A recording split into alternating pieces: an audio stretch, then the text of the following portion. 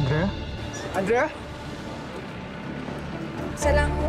Office mate kayo? Oh, hindi ko ba nabanggit? Apparently hindi. Umamin ka! Sinasaktan ka ba ni Victor?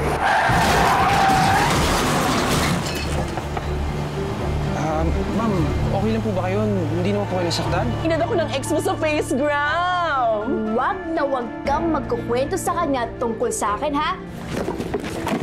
Kenneth! Kenneth, gising! Kenneth, gising! If I were you, I'd step down bago pa tuluyan sumadsad ang kumpanya ng daddy ko.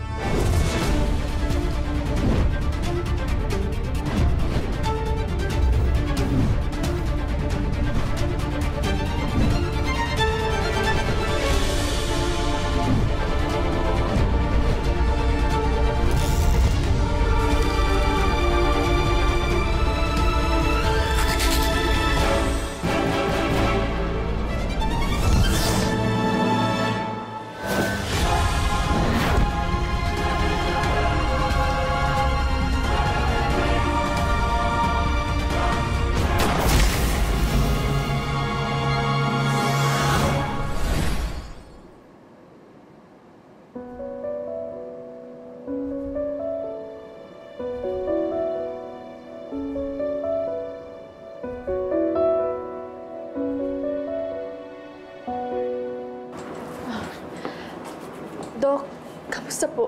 May kinokondak lang tayo ng mga tests to determine the cause of his arrhythmia. Ano po, Dok? Arrhythmia, irregular heartbeat. Siguro yung resident cardiologist na lang ang magpapaliwanag sa inyo. Nandito na pala siya. Salamat po, Dok. Thank you. Dok! Mrs. Dok, kamusta po? Bumilis yung tibok ng puso ng anak mo. Si Kenneth? Opo. Pero bumalik na to sa normal. But we run more tests just to be sure. Sige po, Dok. Excuse me,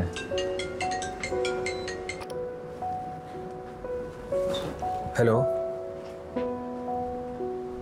I'm sorry to hear that. Nasaan ka ba ngayon? Nandito na ako sa ospital. Meron lang akong pasyente. But I can meet you in my office in 10 minutes. Sige. Okay. Bye.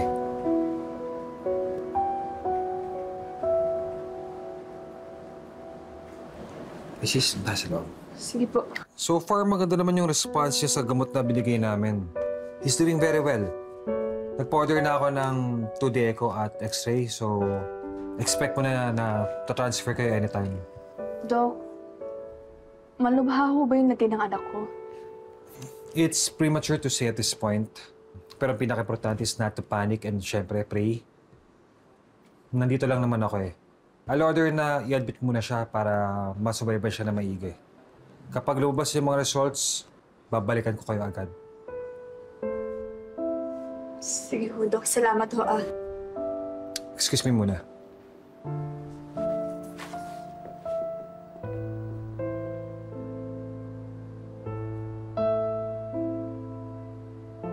Kayang-kaya mo yan, anak. Brave boy yan eh, no? Sige na ka. Mrs., hanggang dyan lang po kayo sa labas.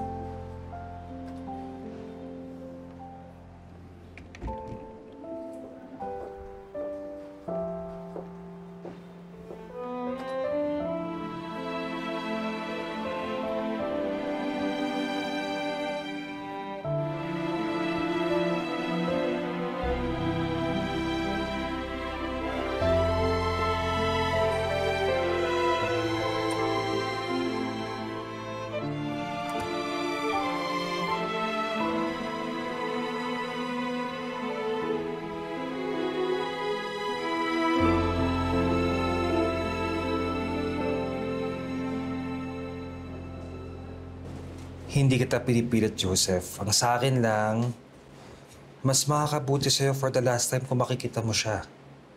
Baka may pumipigil sa akin. Ano? Pride? Anger? It could be anything na lalo lang pipigil sa'yo para finally mawala ang bigat mo sa dibdib. Wala akong naramdaman nung marinig kong wala na siya. Hindi ako nalungkot. Nanghinayang. Wala.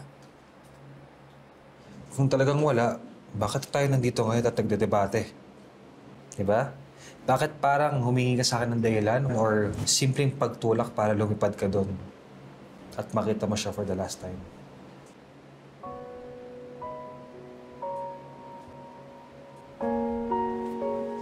You know, I can book you a flight right now. Ako nang bahala sa accommodation mo. Hindi ko naman kailangan yun. May sarili akong pera. I will pay. Ako naman yung pupilit sa puntahan siya eh. Ipunin mo na lang ang pera mo. Ako nang bahala. Hindi issue ang pera dito. Ang issue ko, ayoko siyang puntahan.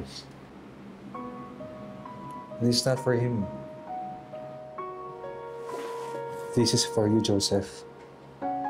Para sa katatahimik na loob mo.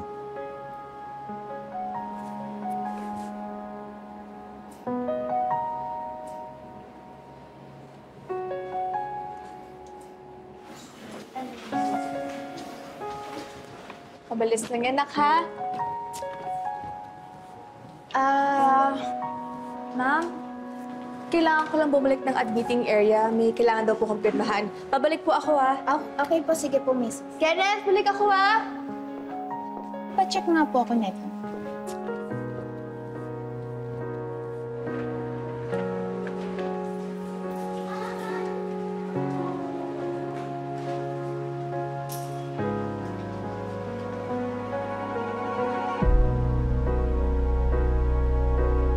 Kayo po ba ang daddy niya?